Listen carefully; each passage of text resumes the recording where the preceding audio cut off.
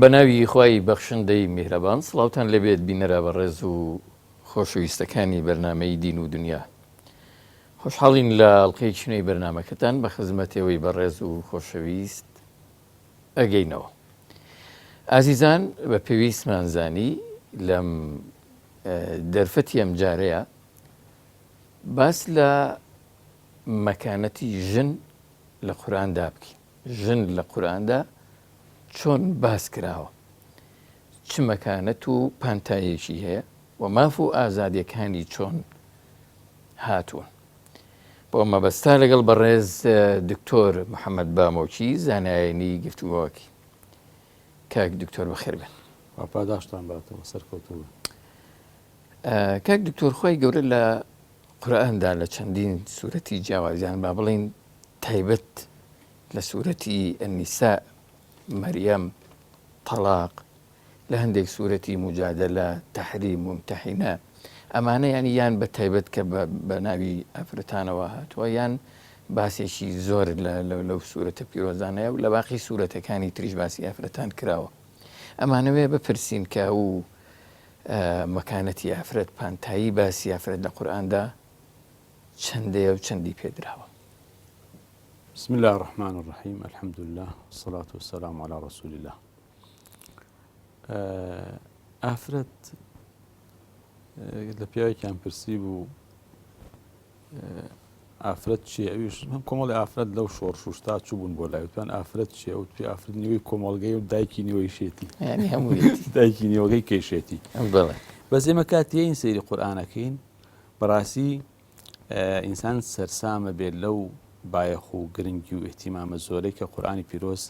بە ئافرەت و بە چینی ئافرەتی داوە. مەسەلە لەوانە ئێمە 10 سوورەتمان هەیە، زیاد لە 10 سوورەتمان هەیە باسی ئافرەتەکە، زۆر بە وەکوڵە بە گرنگی و بە چڕوپڕی باس لە باسی ئافرەتەکە. سوورەتی بەقەرە کە باسێکی زۆری ئافرەتی تایە، سوورەتی نیساء کە هەر بە ناوی ئافرەت و ناونراوە نیساء، سوورەتی مائیدە کە باسی زۆری ئافرەتی تایە مەسلەی میرات و ئەو بابەتانە، سوورەتی نور ئەحکامەکانی ئافرەتی تایە، سوورەتی ئەحزاب کۆمەڵشتی کۆمەڵایەتی تایە، سوورەتی مجادلە سەرەتاکەی بە سەرهاتێک دەست پێەکە کە ئافرەتی کێشەیە و چەند جارێک دێتە خزمەتی پێغەمبەر صلی الله علیه وسلم بۆی وەڵامی باتەوە، عرفێکی جایلیە، چەند ئاەت لەسەر ئەو بابەتەیەتە خوارەوە. سوورەتی ممتەحەنە کە باسی ئەو ئافرەتانەکە کۆچیان کردووە کە مێردەکانیان کافرە و کۆچیان کردو و دوای سوڵحی حودەیبیە هاتوون بۆ مەدینە. ئایا پێغەمبەر وەریان بگری یا وەریان نەگری؟ ئایا ئەمانە حاڵیان چۆنە؟ سوورەتی تەلاق، سوورەتی تەحریم، سوورەتێکی کەشمان هەیە بە ناوی سوورەتی مەریەم، بە ناوی ئافرەتێکەوە لە قورئانان ناونراوە. جا زانایانە فەرموون ئێمە 2 سوورەتمان هەیە، یەکیان پێڵێن سوورەتی نیسائی کوبرا کە ناوی سوورەتی ئەنیساءە، سوورەتی نیسائی سوغڕایش کە سوورەتی تەلاقە کە باسەکەی هەمووی لە باسی تەلاق و جیابوونەوەی ئافرەت لە پیا و حاڵەتەکان و وەزعەکان و چۆنە و چۆن نییە. ئەنجا کاتی ئین سەیری وشەی ئیمڕە و ئیشتیقاقەکانی ئەەکەین، ینی ئیمڕە و ئیمڕئەتان و نیسۆوانە زیاد لە 85 جار لە قورئان هاتوو. وشەی نیسا و ئەو لە تەفریعاتەکانی زیاد لە 25 جار لە قورئان هاتووە. قورئان باسی بەناو و بەصیفەت باسی 17 ئافرەتەکە، سیانیان کافرن، ژنی نوح و لوط و ئەبی لەهەب، 14کەشیان مسڵمانن. ئەو تەفاسیلەکە خێزانی پێغەمبەرەکان و خێزانی فیرعەون و ئەو تەفاسیلانی کاتوە لە قورئانە کە هەمویان ئیماندارن. ئەنجا کاتێک کە ئێمە سەیری قورئانەکەین، قورئان کە باسی ئەسڵی بەشەریەت و مرۆڤایەتیەکە، ئافرەتی بە نیوەی ئەو مرۆڤانە و ئەساسی ئەو مرۆڤانەدانا و فەرمی یا ئەیوهە الناس ئینا خەلەقناکم من ذەکەر وئونثا، ئێمە ئێوەمان لە سەرەتا لە ژن و پیاوێکۆ لە پیا و ئافرەتێکۆ دروست کردووە، وجعلناکم شعوبا وقبائل لتعارفوا إن أكرمكم عند الله أتقاكم إن الله عليم خبير. يعني ئەسڵی مرۆڤایەتی ئەباتەوە سەر ژن و پیاوێک ئادەم و حەوان. يعني معناوێت لە ڕێزی مرۆڤایەتی و ئینسان بوونە پیا و ئافرەت وەک یەکن. ئەسڵی مرۆڤایەتی ژن و پیاوێک ئەنجا لەماکەوە ئافرەت حەقی هەیە کێ بێتە هاوسەری ژیانی قورئان حەقی ئەداتیە ئەفەرمێن وإذا طلقتم النساء فبلغن أجلهن ئەگەر ئێوە پیاوەکان ئافرەتانتان کە خێزانتانە تەلاقتان دان اینجا گەشتنە ماوەی کۆتای عیدەکەیان خەریک بوو ینی تەواو بێ فلا تعضلوهن أن ينكحن أزواجهن إذا تراضوا بينهم ئێوە کەس و کاری ئافرەتەکە وەلی و سەرپەرشتیاری ئافرەتەکە ئەگەر لەو کاتا عیدەکەیان تەواو بوو ئافرەتەکان ویستیان شوو بکەنەوە بە مێردەکانیان خۆیان مارەکەن لە مێردەکانن ئێوە ڕێگریان مەبن تەنکیحوهن بۆیە لەوێ خلافێک لەوەی فوقەها هەیە جمهور ئەڵێن ئافرەت هەرە بێ وەلیەکەی بەشووی بدا بەڵام ئەبوو حەنیفە بە بەڵگەی ئەم ئایەتە فەرمێ ئەن یەنکیحنە فعلەکە فاعیلەکەی نونی نیسوەیە کە ئافرەتەکانە ئەبوو حەنیفە پێوە ئافرەتی بێوەژن نەتوانێ خۆی مارەکە لەفزی ئایەتەکەش یارمەتی ئەدا مەگە بڵێن هەندێک حەدیثمانەیە معناکە بەو بارەکەیانەکەنا لەفزی ئایەتەکە لەفزی یەنکیحنە فعلی مزارع و فاعیلەکەی نونی نیسوەیە ئیتر لەوە زیاتر لەوە ڕۆشنترێ فعلەکە و فاعیلەکەی نونی نیسوەیە یەنکیحنەش بە معنە ئینکاح و ینی مارەکردن و شوکردن و ئەوەیە ئیدا تەراضەو بینەوە پاشان وەکو حەقی هەیە هاوسەری ژیانی دیاریکە و خۆی مارەکە حەقیش هەیە لێ جیابێتەوە ئەگەر کاتێ زین لەگەڵ پیاوەکان ئاگونجێ ئەفەرمێ باسی تەلاق ئاەتەکە دوای کە فرێن فەئین خیفتم ئەلا یوقیما حدود الله ئێوە ئەگەر زانیتان ئەو ژن و پیاوە ناتوانن سنووری خوار ڕاگرن و بە یەکەوە ڕێک و پێک بژین فەلا جوناح عەلەیهما ئەوە ژن و پیاوەکە گوناهیان ناگا و تاوانیان لەسەر نییە فیمە افتەدەت بی لەوا کە ژنەکە پارەیەک بدا و بیکاتە فیدای خۆی و خۆی بکڕێتەوە و لە مێردەکەی جیابێتەوە ئەکەمە لە شەرع پێڵەن خولع ژنەکە ئەو عەقدی نیکاح و مارەبڕینە کە کراوە لە ملی خۆی دەرێنێ لەسەر خۆی لەعەبە کەمە بابەتێکە نێرانی ئیسلام زۆری لەسەرڵێن و پێ ئەیانوێ ڕخنە لە ئیسلام و مسلمانان بگرن یعنی ئەمە نیە ئەم دوو شتەی بۆم باس کردی هەر لەفزی قورئانەکەی ڕێ خۆی مارەکە کە تەبەن باسی ئافرەتێکە تەلاق دراوێ ینی بێوەژنە ئەمەش جیابێتەوە ینی تەبەن لە ئەسڵا پیاوەتوانێت لە ژنەکەی جیابێتەوە حەقەکەی بە پیاوە بەڵام حەقێکیشەیە لە حاتەکە ئەگەر ئەم ژنە تووشی زەرەر و زیان و ئەزیەت هات بەدەست مێردەکەی و مێردەکەی زوڵمی لێ کرد ستەمی لێ کرد ئەم ژنە ئەتوانێت خۆی بکڕێتەوە ئەتوانێت دەستبەرداری ئەو مێردەی بێ و ئەو مێردەی وا لێ بکات تەلاقی با بەچی بەمەی پارێک بدا حتا پارە بدا مارەیەکەیەتی پارەی ترە بیدا مێردەکەی ڕازیکا بۆی تەلاقی بە مامۆستا تەسەورەکەن لە پەیڕە و دەستوری هیچ وڵات و حیزب و هێزێکی مەدەنی ئەم سەردەمەیە ئەوەندەی قورئان باسی لە ئافرەت و مەکانەتی وەڵام من حەزەکە یەکشت بڵێم لە شوێنێکا خوێنم و ئەمڕۆ ئەڵێ لە ساڵی 1953 لەو کاتە تا ئەو کاتە فەڕەنسا ئافرەت یعنی وەکو کاڵاوشت بۆ بەدەست مێرد و کەس و کار و شتەکەی و خۆی حیج نەبووە بڵێ ئەمە بەشەرە و مرۆڤە و ئەوانە لە قانونی هیندا لە دیانەی هیندە کۆنیەکانە و ئێسەشە ئافرەت حیج نییە لە هی عەرەبە جاهیلەکانە ئافرەتی مێردەکەی مردبێ کەس و کاری مێردەکەی چووە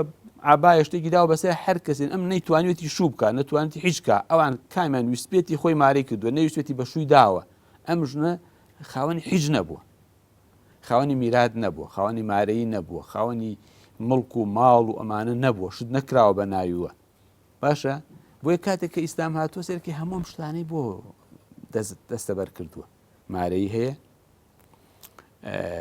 میراتی بەشە میراتی هەیە ئازادی شوکردن و جیابوونەوەی لە حقوقی عیبادەت و تەکلیف و جەزا و پاداش ئەوکو پیا وایە تەنها ئەوەیە هەندێک تایبەتمەندی پیاو هەیە بۆ پیاوە هەندێک تایبەتمەندی ئافرەتێ بۆ ئافرەتە لەما گیان لێ وەکو چۆن ئێستا مەسلا سەربازێک قوەر پیاوە ئیشی حرەسیاتەکە لە شوێنەکە نەفەرێکی تر ڕئیس دەوڵەتە حکومەت بەڕێوە بە نەفەرێکی تر وەزیرە یخۆ هەر پیاویشن بۆ وەزیفەکانیان چیایە بەپی توانا و پیشە سروشتی جۆری با بڵێن لە قوتابخانەیەکە مامۆسایەک مدیرە ئەوان مامۆسان بەعزێ پیاوی تر خزمەت گوزارن هەندێکیش قوتابی و تەڵەبە کە ئەم تایبەتمەندیشە لە جیهانی ئەمڕۆژە کە جیهانێکی زۆر پێشکەوت و ناو دەبرێ هەر هەیە ئەوە نەتوانێت ئەوان ینی زانایە قسەی جوانە فەرمێ ئەسە بۆ ڕئیسی دەوڵەت مەسلا لە ئیسلامە ئافرەت ناکاتە ڕئیسی دەوڵەت بەڵێ شخصیەکە ئێڵێ کاکە لە ئیسلام بجوازەرە بۆ ولاوە سێت کە لە میترا کە مسلمان نین عادیت بزان سند چەند ڕئیس دەوڵەت هەیە مێژووی ئەمریکا هیچ سەرۆکێک نبین یعنی ئەڵێ زۆر بە دەگمەن ئەژمێری اینجا من بە دواچوون کرد بۆ مەسلەی تیجارەت و کەسابەت و بازرگانی و شەریکات و کۆمپانیا ئەڵێ ڕێژەکەی لە سەدایە کە ئافرەت بێ بەڵام باسی ئەو مۆزوعات کرد لە قورئانە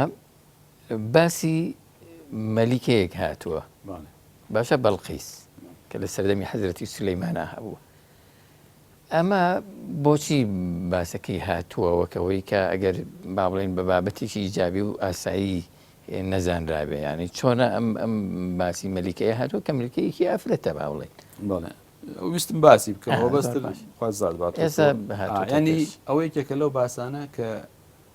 لە سوورەتی سەبە هاتووە بڵێ باسەکەی لە باسی سولەیمانە دێ باسی سولەیمان سەرباز و جوندەکانی لە گیان لە بەر و پەلە و ڕۆمان هەمووی کۆکات و ڕۆژە کۆ ببنەوە هەمویان ئامادەن پەپوسلێمانە نەبێ هوت نەبێ ئەوش لە بۆ ئامادەنی ئەمە یا ئەبێ حجەیەکم باتی یا سزایەدەم فمكث غير بعيد يعني زوريان بينتشو ببسلمان هات فقال أحطت بما لم تحط به وجئتك من سبأ بنبأ يقين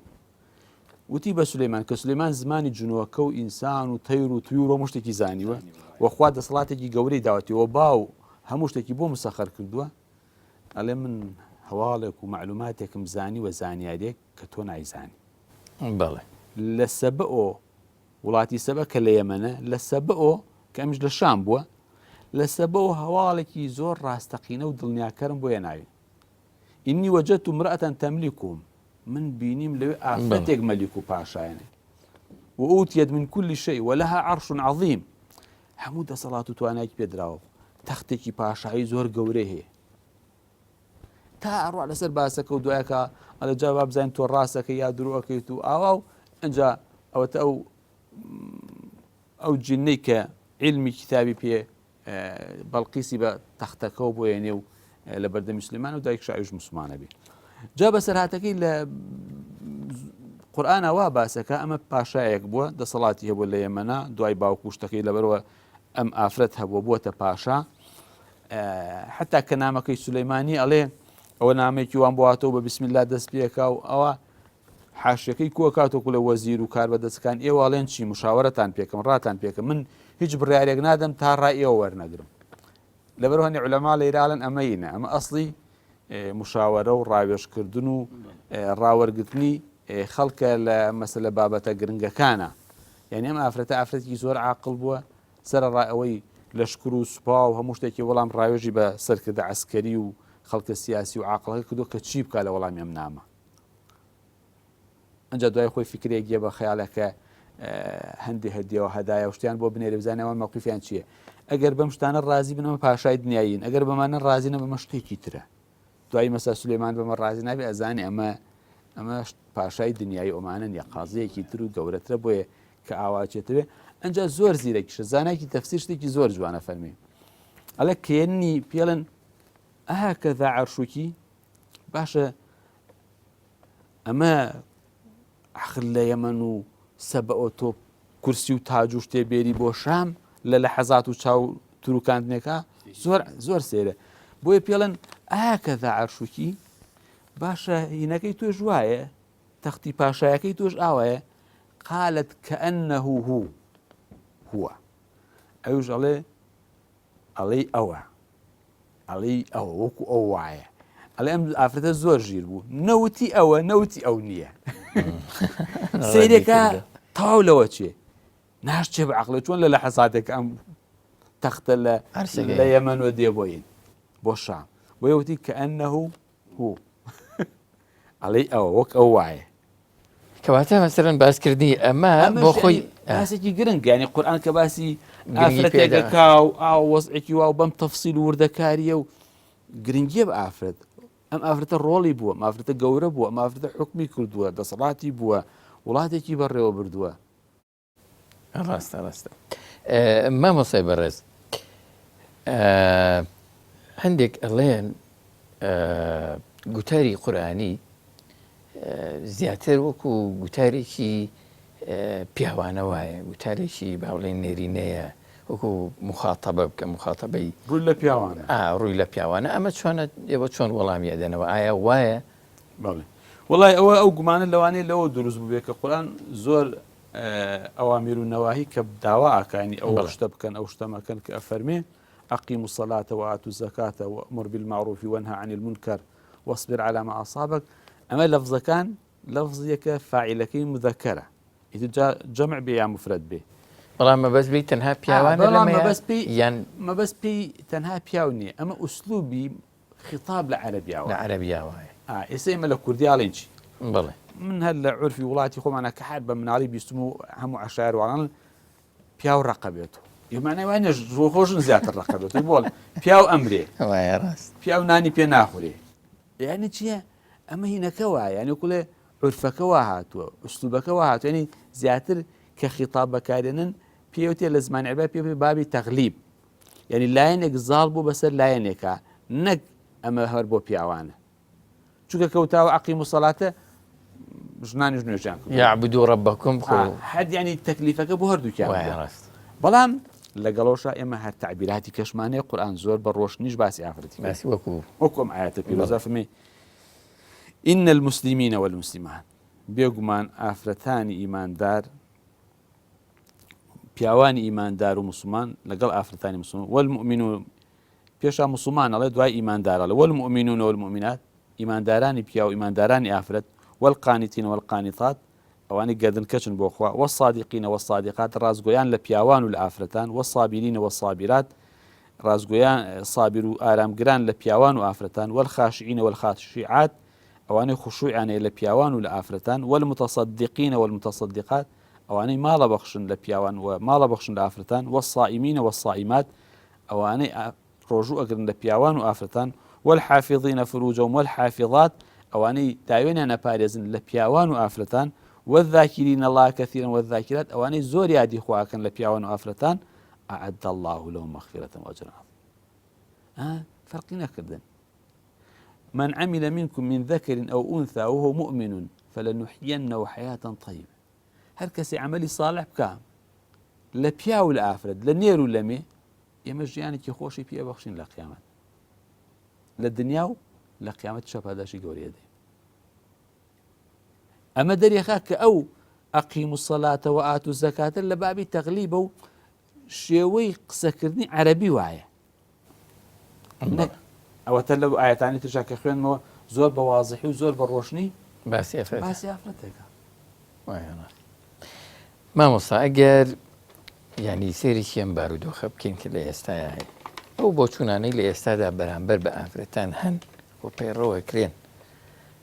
بە تایبەتی با بڵێن لە کۆمەڵگەی ئیسلامیەکاندا با ئێمە وا حساب بکەین وا سێر بکەین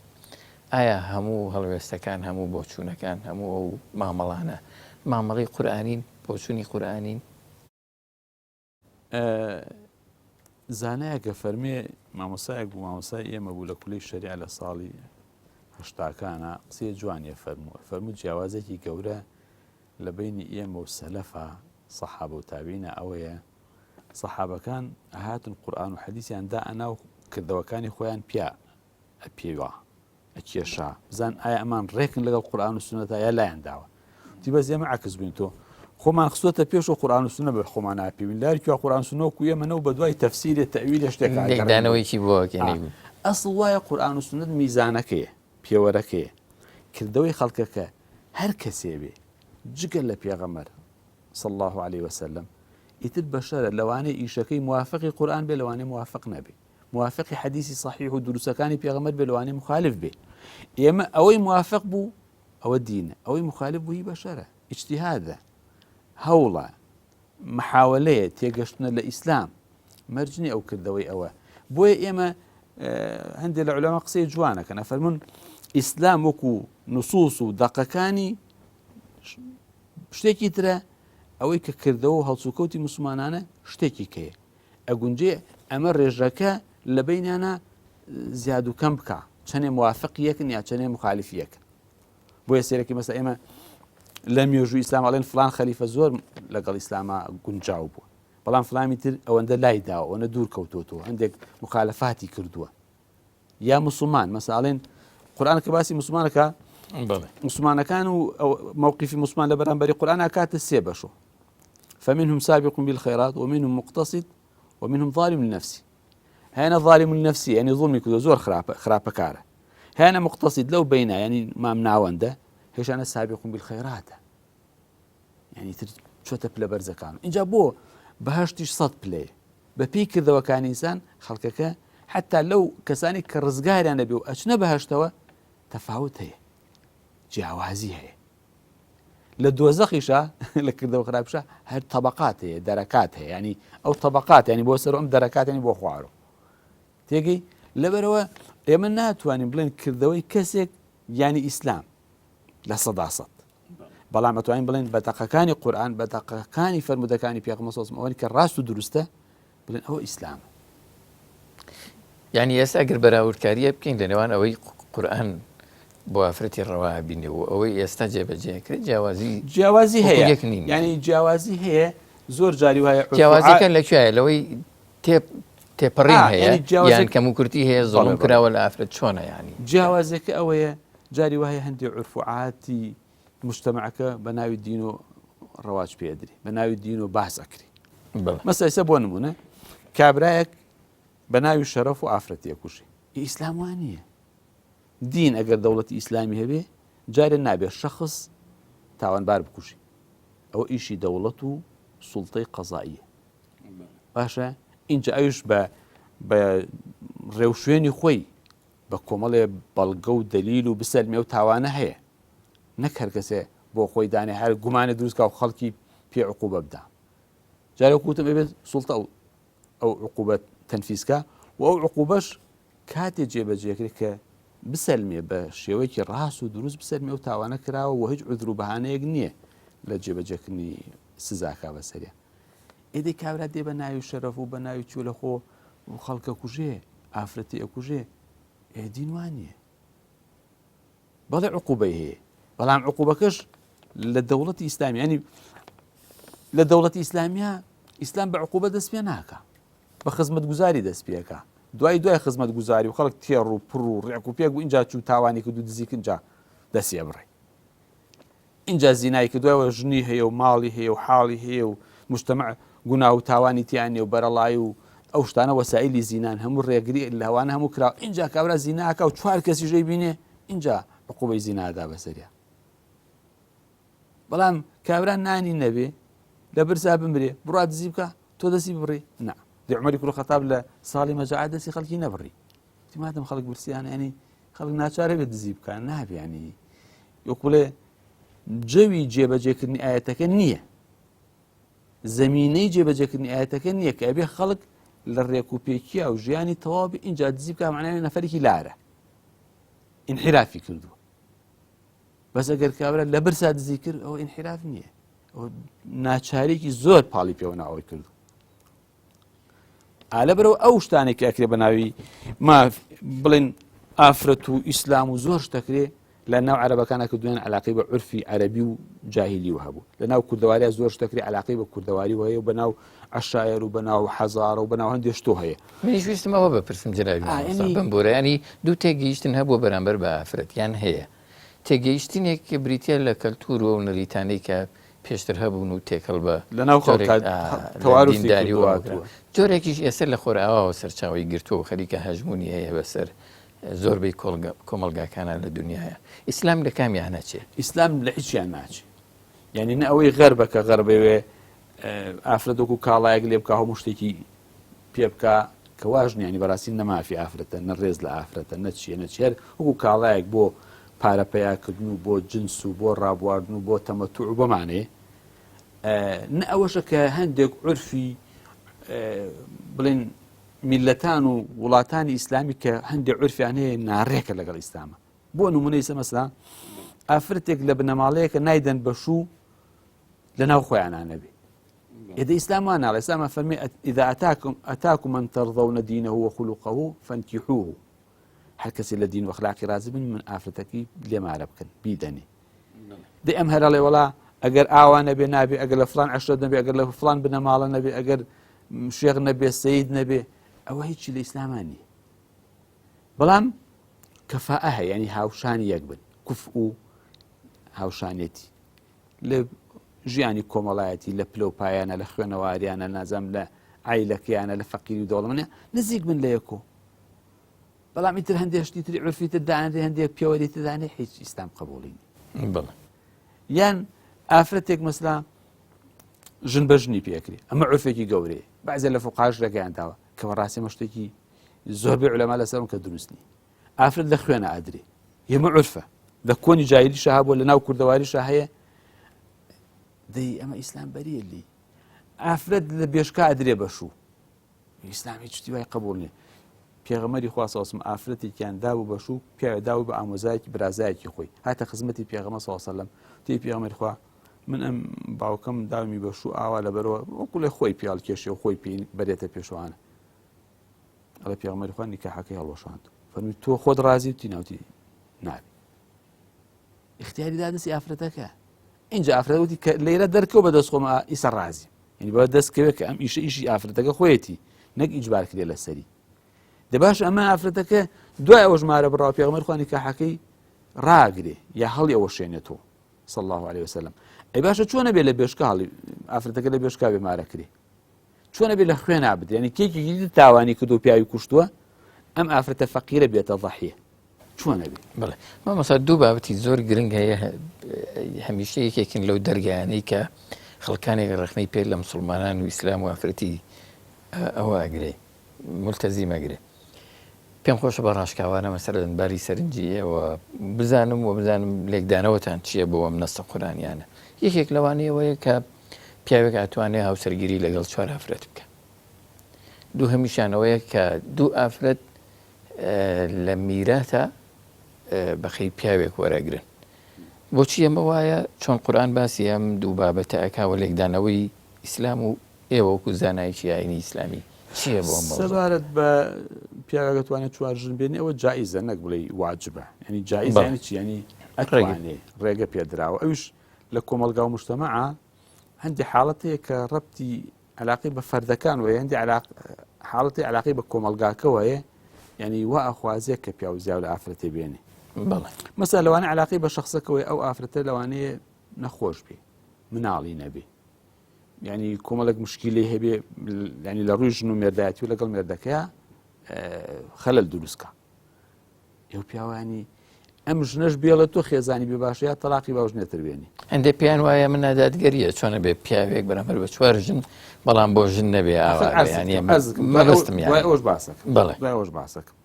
ئەمە مبەڕیڕەکە ئەڵێم بۆچی وایە بڵێ ینی یان جاری وایە کۆمەلگاکە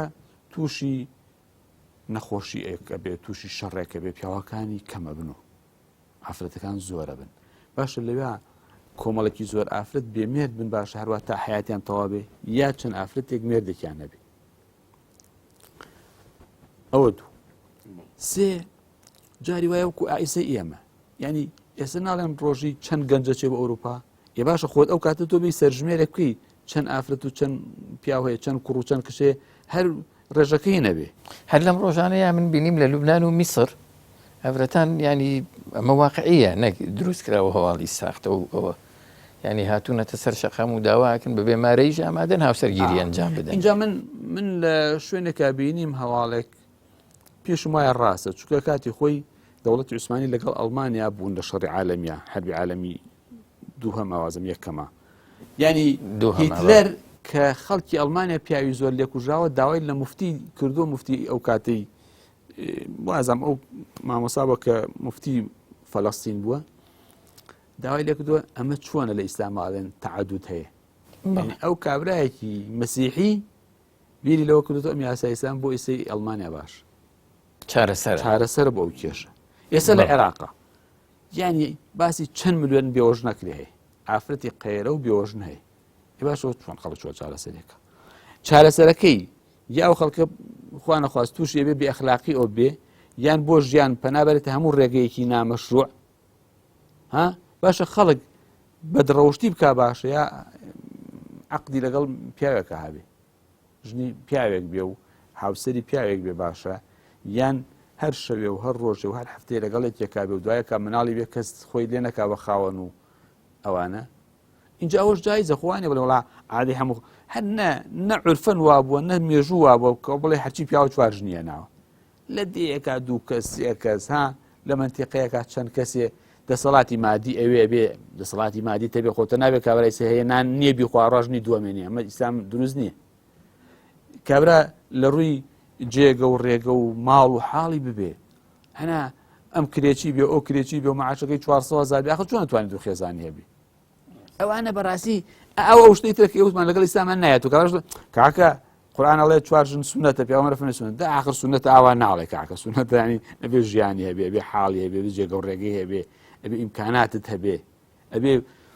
ئیدارەدانت هەبێ ئەبێ بەختەوەری هەبێ هیچی ئەبێ عەدل بی لە هەمووی گرنگتر عەدلە ینی زۆربەی ئەو نمونانە کە خەڵکی بێزار کردووە لە تەعەدود ناعەدالەتیە نەک تەعەدودەکە ینی ناعەدالەتێکە ئەوەی دروست کردووە کە خەڵک کابرا ژنێک دێنێ بەتایەتی ئەگەر ژنێکی تۆزە گەنجترین یا ناوی تریان تەمەنی زیاتر بوو ئیتر یا ئیهمالێکە یا شیبهە ئیهمالێکێکا ژنە پێشوەکەی ئەوە بەڕاستی ئەو زوڵمە وای کرد دەی ئەو زوڵە ئیسلام قبوڵی نییە یعنی پێغەمبەری خوا صلی الله علیه و سلم کە خێزانی زۆر بوو سەحابەکان کە زۆرێکیان زیاد لە خێزانێکیان نەبووە لەبەرەوە ناعادل نەبوون ئەم مشکلانە ئێمە ئیسەی بینن ئەوان مجتەماکە ئەوان تیان نەبووە اینجا هەندێک شێ عورفە ئێستا لە ناو مجتەمەعی کوردیە یعنی عورف زۆر عورفی ئەم وڵاتە و ئافرەتانەمە زۆر دژی تەعەدودە لە ناو عەرەباوانیە لە ناو فارس و تورکاوایە بەس لە ناو عەرەباوانیە ئەمانە عورفەکە دەورە بین اینجا ئەم حەزارەی غەربەش کە هاتووە لەوێ ژن هەموو شتێکە و ژنیان کردو بە قێخاو هەموو شتێک ئیتر ئەمانە ئێمەش لاسای ئەوانەکەنەوە ئەگەر نا یعنی بەڕاستی زۆر ئافرەت هەیە زۆر کەس لەو کەسانە مامۆساوشتن کە لەو مشکیلۆشتانن ئەڵێ وەڵی پێمان خۆشە ژنی پیاوێک بین دوو ژنی شێبێ کورە بەعزێ لەمانەی کەواوەکو ئاوا باسی ئافرەت و لە ڕێکخراوی ئافرەتان شتان خۆیان شویان کردو بە پیاوی دوو ژنی هەیە شویان کردو پیاوی سێ ژنی هەیە ئەی باش تۆ ئەوە قسە لە یەکەی بۆ شو کردو بەوە یان ئەگەرێکی دەوڵەمەند بێ مەساسێرەکەی ئافرەتێکی 20 ساڵان شووەکە بە 50 ساڵی ڕاست لەبارەی میراتی شۆ جارێ میرات لەوان ئێستا نەگونجێ ئەمەوە تەفسیلێک ئەگەر کاتێک بوو جارێکتر بە تەفسیل باسێکەین چەند حاڵەتێکی کەم هەیە کەواکو پیاوێک یا کوڕێک دووەنێک کچێبە هەنا حاڵەتی وەمانەی ئافرەت زۆرترە بە حاڵەتی وەمانەی بەقەویەکە بن ئەو چەند حاڵەتێکی مەحدودە لەو حاڵەتانەشا مەسا بڵێن کچ و کوڕێک کچ و کوڕی پیاوێکن کوڕەکە دووەنەی کچەکە بە یا کچێ بەقە کوڕێ بەقە دوو خوشکەوە ئەوە هەندی حاڵەتی دیاریکراوە حاڵەتی دیاریکرا و ئاواژ ینی تەحلیلێکی عەقلی یعنی لە ئیسلامە ئێمە باسی ئیسلام بکەین لە ئیسلامە نەفەقەی خێزان و ئافرەت و مناڵ لەسەر پیاوە ئافرەت لەسەرینی ئافرەتەکە هەرچەند دەوڵەمەندیش بێ لەسەری نییە مێرد و کەس و مناڵەکانی بەخێوکە بەڵکو ئەویش نەفەقەی ئەویش و مەسرەفی ئەویش لەسەر مێردەکەیەتی ئەمە یەک لە مارەیە پیا و مارەیەدا بەژن ژن مارەی نادا کە شووەکە لەبەرەوە گەر تۆ وەرێسە کوڕێک هەبێ و دوو خوشکیە بێ دوو خوشکە کە شووەکەن مارەیانە درێتێ دوو خوشکە کە بنە هاوسەری پیاوەکەیان ژێنێ خۆیان و مناڵیان ئەم کوڕە بێ مارەیش بدا هاوسەرەکەیش و مناڵەکانشی بەخێو بکە ئێدەوەرە هینیکە بزان ڕێک نابنەوە بەڵام کەیت بە پێوەرێکی غەربی ئەی پێوی ڕاست وەڵا ژن و پیاوەکو یەکن وەڵا ژنی جەبێ خۆی بژێنێ ها ئەویش نەفەقەی لەسەرەکو خۆی پیاو لەسەری نێ بیژێنێ لەسەری نێ کوڕەکانی بژێنێ مناڵەکانی بچووکەکانی بژێنێ ئەوە لەوەوا دەرجێ تۆیت نیزامێکی غەربی یاسا ئیسلامیەکەی پێوی دێمە نابێ تۆرەوەکو ئیسلام یاساکە جێبەجێکە ئەوە ڕوو ناداکەوەکو تۆ ئەو ئیشکالە بۆ دروستە بێ زۆر باش مامۆستای بەڕێز بە تێکرا مەسەلەن ئافرەتانیش لە ئاینی پیرۆزی ئیسلامە بەرپرسیارەتیان لە ئەستۆیایە بەرامبەر بە کۆمەڵگە یان لە ئەستۆیانە پێغەمبەری خوا لە فەرمودەیەک فەرمێ الرجل راع في بيتي ومسؤول عن رعيته والمرأة راعية في بيت زوجها ومسؤولة عن رعيتها هەر چۆنێ بەرپرسیارەتی خاتە سەر شانی پیاوەکە خاتە سەر شانی ئافرەتەکەش اینجا ئەو عیبادەتانە باسمان کرد ئەو مەسئولیەتی دنیا و قیامەتیە یعنی ئافرەتی ژۆک و پیا و تەکلیفی لەسرە پاداششی هەیە گوناهی لەسەر نووسێ هەروکو لەسەر پیاوە نووسری سزا ئەدرێ وەکو سزای پیاوە درێ بەڵام ئەجور پاداششی هەیە ئافرەت بۆی هەیە ماڵی هەبێ بۆی هەیە للرجال نصيب مما اكتسبوا وللنساء نصيب مما اكتسبنا أو به ئافرەت حەقی مارەی هەیە حەقی میراتی هەیە ها کەسابەت بۆی هەیە کەسابەت کاکۆکو ئاەتەیە فەرمی ها لە حەدیثێک هاتووە فەرمی ئافرەتێک هین بوو بێوەژن بوو خورماوشتێ بوو باخی خورماوانە بچێ خورماکەی بچنێ و خورماکەی لێکاتەوانە هەندێک توانڵان نابێ و تو ئافرەتی تو بێوەژنیت و ئەمانە پرسیاری پێغەمبەری کرد پێغەمبەر خوا فەرمی وەڵا بڕۆ و خورماوشتەکە و لێکەڕۆ و کەسابەت کە و بارەوە بێ و هەرچێکی لێکەی لێ بکە پارەکەت و لەمەش زیاتر پێغەمبەر فەرمی صلی الله علیه وسلم ئافرەتەکان مەنع مەکەن بە شەوا بچن بۆ مزگەوت بە شەوا بچن بۆ مزگەوت بۆ نوێژ ها و ئافرەتان لە نوێژی جومعە و جەماعەت و جەژنەکانە بەشداریان کردووە حتا لە نوێژی جەژنەکانە پێغەمبەری خوا فەرمێتی ئەو ئافرەتانەش نوێژ ناکەن و لە بێ نوێژیان با بێن گوێ لە وتارەکە بگن و بەس نوێژەکە نەکەن ئەها مشارەکەی شعائرە گەورەکە بکەن کە نوێژی جەژنە لە غەزا بەشداریان کردووە ئاویان بردووە برینداریان تەداوی کردووە خواردنیان بۆ خەڵکەکە ئامادە کردووە لە پشتی جەبهەکەوە بوون باشە چوون بۆ حەج لەگەڵ پێغەمبەرا لەگەڵ سەحابە چوون بۆ سەفەر لە عیلما ئافرەتێک ئەچێتە خزمەتی پێغەمبەر بوخاری موسلم حەدیثیان گێڕاوەتەوە ڕزای خۆیان لێبێ ئەفەرمێ ئەرزی پێغەمبەری کرد ئەی پێغەمبەری خوا پیاوان هەموو کاتەکەی تویان گرتووە مەجال بۆ ئێمە نەماوەتت ڕۆژێکمان بۆ دیاری بکە ئێمە بێنە خزمەتت فێری عیلم و ئامۆژگاری و مەوعیزە و شتمان بکەی ئەوش ڕۆژێکی بۆ دیاریکردن هاتن پێغەمبەری خوا ئامۆژگاری کردن فێری ئەوەی کەوا ئیسلام ئەیەوێ دەربارەیان فێری کردن و هەندێشتی فەرموو لەو بارەوە ئەو حەدیثێکی صحیح کە بوخاری موسلم گێڕایانەتەوە لەبەرەوە حەقی تعلیم حەقێکی مەشروعی ئافرەتە بۆ هێستێکی لە مێژووی ئافرەتانی ئیسلامە هەر لە سەحابە و لە عایشە و خێزانەکانی پێغەمبەر و تا تابعین تاوانە عولەمای گەورە گەورە هەڵکەوتووە لە سەحابە زۆرێک لە مامۆستاکانی ئیمامی بوخاری ئافرەت بوون ئیبن حەجەری عەسقەلانی کە شەرحی بوخاری کردووە و کتێبەکەی معتەبەرترین کتێبە لە شەرحی بوخاریە باوکی مردوو هەتی و بۆ خوشکێکی بۆ ساڵە 2 ساڵ خۆی گەورەتر بووە ئەو خوشکەی بردوێتی خستێتی بەر خوێندنەوە میشە لەگەڵیا بۆ هات چۆی پێ کردو و سەرپەرشتی کردو بۆ یەڵێن ئافرەتێک زانایەکی گەورەی پێگەیاند و ئاوا ناوی ئەو ئافرەتە بە ئەو خوشکەی ئیبن حەجەر ئیبن حەزم هەنێ لە مامۆستاکانی ئافرەت بووە لە عیلمی حەدیثا زۆر زۆرە ینی محەدیثە و ڕاوی حەدیث و محەدیثی گەورە و شەیخانی مامۆسای مەدرسەیەکی گەورەی حەدیث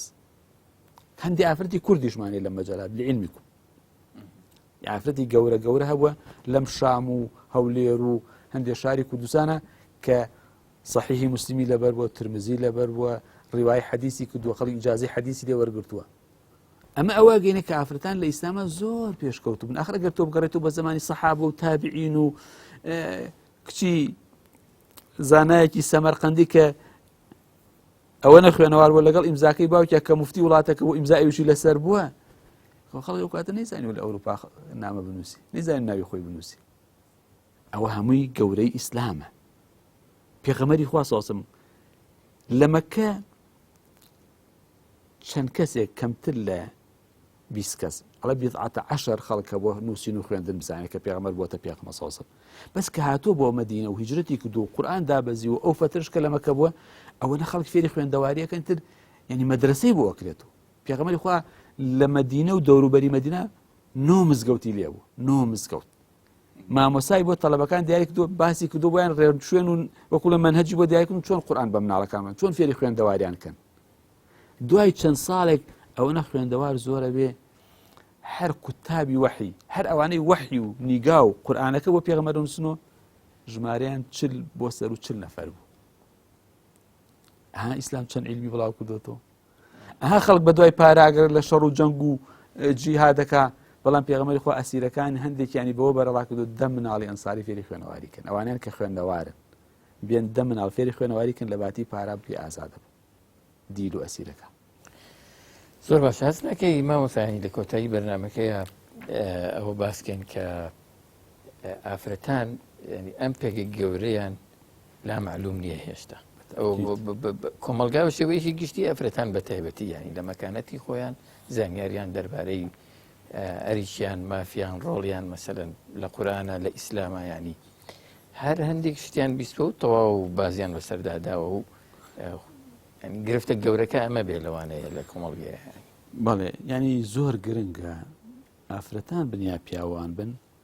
جوان لە ئیسلام بگەن، بەڵام ئیسلام لەسەر چاوەکانیەوە، لە قسەی ئەم ئەوە نا، لە قسەی دوژمنەکانیانەوە نا،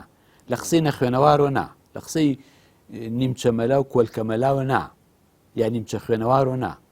ئەگە ئینسانەکە خۆی خوێنەوارە خۆی بڕوە. ها سێرەکەی هەندێک عولەمای گەورەی ئەوروپا کە ناموسڵمانن کە هێندی ڕاستی قورئانەکەن موسڵمانە بن. یعنی کابرا قەشەیەکی گەورە بووە وتویانە بڕۆ بەو قورئانە بگەڕێ ڕەخنەی لێ بگرە. ئەڵێ گەڕام ڕەخنە لە قورئان بگەم دوای کە موسڵمانە بێ. ئەڵێ وەڵڵاهی ئەم قورئانە عەزیمە ڕەخنە ناگری. ها لە مەجلیسێکا کە عەبدولمەجید زیندانی و چەند عالمێکی تری لێ بن لە ئەوروپا، ئەڵێ لەو مەجلیسە زیاد لە 40 عالمی گەورە کە بەشداریان کردو باسێکی عیلمی و ئەحیا ئەوانەیە لێ موسڵمان بوون دوای ئەو بەحسانە پێشکەش کراوە دەربارەی ئیعجازی سونە و ئیعجازی قورئان و بەڵام سێرەکەی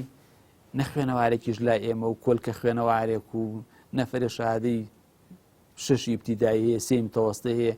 وەڵا ئەم دینە ئێمە دوای خستەوە، وەڵا ئەمە کێشەی دینمان نییە، وەڵا ئەوایە، وەڵا ئەمەیە. کاکە وەرە لە ڕووی عیلم و زانست و خوێنەواری و بەڵگەوە قسە بکە، لە ڕووی توهمەت بەخشینەوە نا. لەبەرەوە من پێم وایە هەر کەسێ خوێندەوارێکی چاک بێ خۆی سەری لە ئیمان و قبوڵکردنی ئیسلام و دەرەچێت. هەر موسڵمانێکیش پیاو بێ ئافرەت تێگەشتوو بێ و جوان دیراسی قورئان بکە زیاتر ئیمانی دامەزراوە و بتە و بەهێزە بێ بە ئیسلام. قورئان فەرمێ ئینەما یەخشە الله من عیبادی العولەماء، یعنی بەڕاستی و بێگومان ئەوانەی زانای ڕاستەقینە و دروستن ئەوانە چاک لە خوا ترسن، ئەوانە بەندەی ڕاستەقینەی خوا بن، گوێڕایەڵی فەرمانەکانی خوا بن. ئەوە خەڵک جاهیلە. ئەوە قورئان لە دۆزەخە باسی کافرەکانمان بۆکە ئەڵێن لەو كنا نسمع ئەو نعقل ما كنا في ئەزڵ. ئێمە گەر کاتی خۆی لە دنیا ڕاستیمان ببیستایە و عەقڵ و ژیریمان بەکار بهێنایە ئێستا لەم دۆزەخان نابووین. معنای بێعەقڵ بوون، شوێن هەوا هۆس و كنا نخوض ونلعب، هەر گاڵتە و هەرچی و پەرچی ئەمانە بووین، هەلق و مەلق و گوێمان بە هیچ نەدا حتا ئەتانە لەقی. دەستخۆش مامۆستای بەڕێز ئێمە بەداخەوە کاتی بەرنامەکەمان کۆتایی دێ، ماوەتەوە سوپاسی بەڕێستان بکەین. ئەگەر شتێکتان مابێتەوە بە تایبەت وەگەرنا وەڵا حەزم کرد تەنها ئەم فەرموودە باسکەم و بەڵسێکی کۆتاییش حەزم بکەم. پێغەمبەر فەرمێ لا تنكح الأيم حتى تستأمر، ئافرەتی بێوەژن مارە ناکرێت تا ئەمری لێ وەرنەگری، فەرمان نەکا. ولا تنكح البكر حتى تستأذن، ئافرەتی کچیش مارە ناکرێت تا ئیزنی لێ وەرنەگیرێ. قالوا يا رسول الله وكيف إذنها؟ وتیان خۆ ئافرەتی کچ یعنی ڕووی نایە قسە بکات، چۆن بزانین ئیزن ئەدایان نا؟ قال أن تسكت، فەرمی ئەوەی کە بێدەنگ بێ. رواه البخاري ومسلم. لە کۆتاییش ئەڵێم بەڕاستی ئەگەر ئافرەتانی چه ئافرەتانی موسڵمان بن کە ئەوانە الحەمدولله ئەهلی ئیمانن، چه ئافرەتانی ناموسڵمان بن، ئەگەر جوان دیراسی قورئان بکەن، جوان لەگەڵ قورئانە بژین، بڕۆن تەفسیر و ماناکانی قورئان بخوێننەوە بە زمانی کوردی، بە زمان هەر زمانێک کە خۆیان ئەیزانن، قەناعەت وایە ڕایانە گۆڕێ. بەڵام ئەگەر هەر ئاوا بە مجمەلی بڵێن قورئان ئاواڵێ و قورئان ئاواڵێ و حەدیث واڵێ و خۆی نەچێ هیچ دیراسی بکات لەسەر ئەو قسانە، بە زۆر جار ئەو قسانە قسەی ناڕێکن، ئینسان بە هەڵاچێ. جا بۆ ئینسان بە هەڵانەچێ قل هاتوا برهانكم إن كنتم صادقين. قورئان فەرمێ دەی بەڵگەکانتان بێن ئەگەر ڕاستەکەن، هەر کەسی هەرچی ئەڵێ با بە بەڵگە بێڵێ. ئەگەر شت بە بەڵگەوە نەبێ و کاتە زۆر شتەیە ئاوەژووە بێت و هەڵەو گەڕاوە بێ، یعنی حەقە بێ بە ناحەق، ناحەقە بێ بە حەق. بەڵام ئێمە شوێنکەوتەی ئاینێکین لەسەر بەڵگە ئەڕوا، لەسەر بەرچاو ڕۆشنی ئەفەرمێ. پێغەمبەر خوا فەرمێ هەرچی شتێ بۆ ڕۆشن کردووە، یعنی لەیلوها کەنەهاریها، هەموو شتێکم وا بۆ ڕۆشن کردنەوە لەم دینە هیچم نێڵاوەتەوە، شەوەکەیشی وەکو ڕۆژ ڕووناکە. لا يزيغ عنها إلا هالك، کەس لا ڕێ نابێ مەگەر کەسێک تر خۆی سەر لێ شێواوی. ئەم دینە خۆی وا ڕۆشنە، بەڵام خەتاکە لە ئێمەیە جاری وایە، یعنی خەتاکە لە ئێمە کە ناچین جوان لی تێبگەین و بیخوێنینەوە و دیراسی بکەین. زۆر سپاس بەڕێز دکتۆر محەممەد بامۆچی، زانە ئاینی کە دەرفەتمان گرتی و کاتی خۆت پێبەخشین. زۆر سپاسدانەکەم بۆم دەرفەت.